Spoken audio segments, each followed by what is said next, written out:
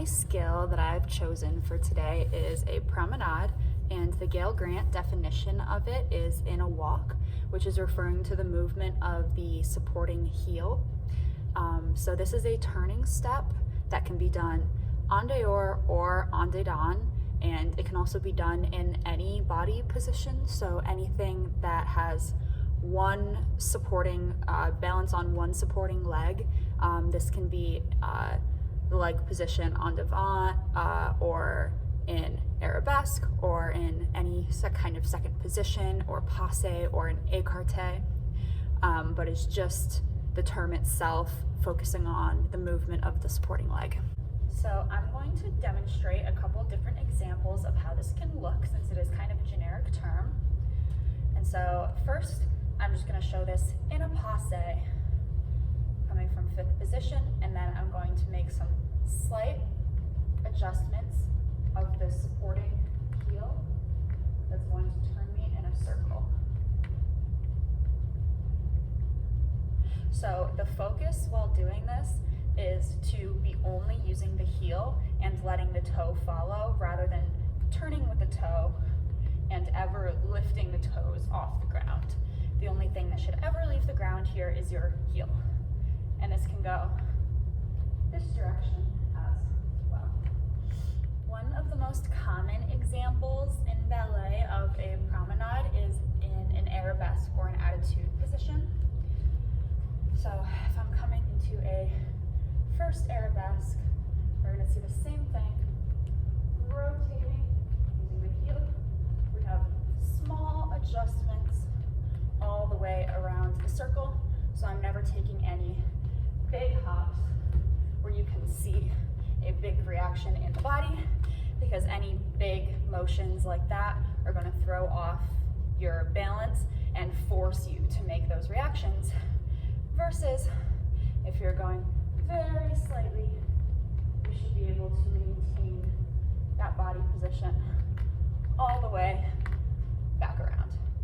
So now that I've shown some examples of how a promenade can look, I think it helps to go back to the definition and how that relates to the movement. So the Gail Grant definition is in a walk, but some of the promenade, the French word in general, can also refer to taking a stroll around. Like if you went in a walk through the park, that could be a promenade. And so it refers to something very casual and easy. And so those minuscule adjustments of the heel should look like you're not doing anything at all, essentially, even though it is very difficult. And so I think that helps to think of the size of the adjustments and how much momentum or work you're putting into that it will adjust how it looks. Some imagery that I think could be helpful while doing a promenade is to think of yourself as a rotisserie chicken on a spit, so that the axis that you're spinning around, the pole that you're, the spit, is this supporting leg and side, drawing this string all the way up. So this is your spit, and then the rest of your body is the chicken. And so the chicken is holding completely still. The chicken's not moving. The only thing moving is the pole that you're on.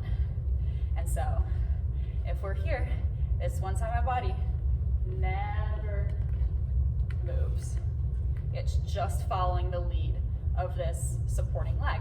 So a chicken can rotate on a spit endlessly because the chicken's not doing any work. So I think that will help in thinking of where the work is coming from and being able to hold the body position that you're in without putting unnecessary work into it, which is what will happen if your supporting leg is unstable, or if you're moving too quickly or making too large of heel drops.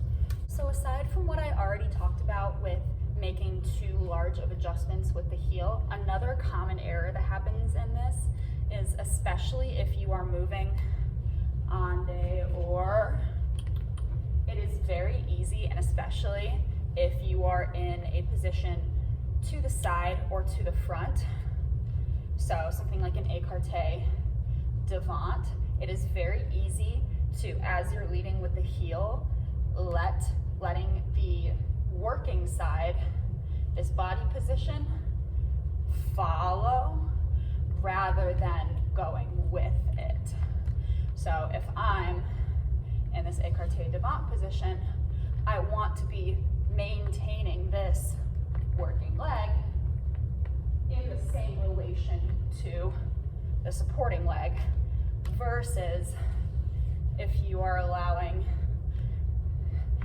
the supporting leg to catch up with the working leg. And so that can affect the body position that you're in and take away from what the pose is. That will also make it very difficult to get around to the rest of the circle if you are letting that heel catch up, because say I'm here and I don't move this leg fast enough, then I'm caught in this position, which feels a lot less sustainable in the long run than if I was to be here and maintaining this position. This is actually easier and more efficient, and it's gonna feel better in your body, I think. So I'm going to be demonstrating an adagio in center.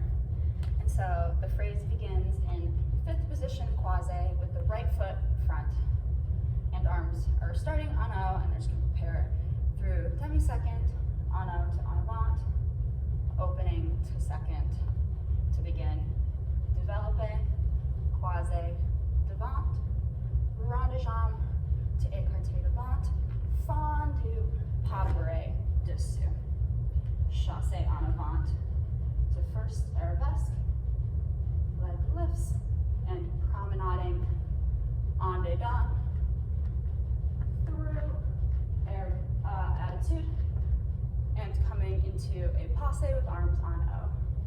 From here, going to développé, à la seconde, fondu, and pas bourré, dessous.